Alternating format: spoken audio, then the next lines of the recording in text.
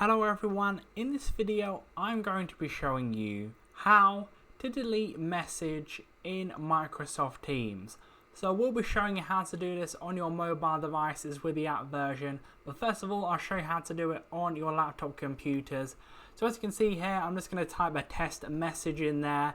So type in test, then you will see the message appears right here.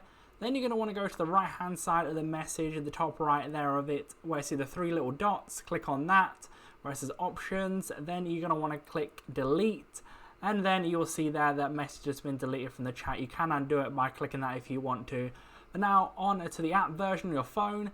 Going to type in a test message right here, and then it's going to be a similar type of thing. At the top right hand corner of the message you'll see the three little dots again.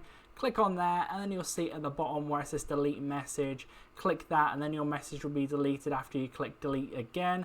So leave a like on the video if that did help you out. Subscribe for more videos like this. Click on screen to see my how-to videos on the Microsoft Teams app. But that's it for now. I'll see you on the next video.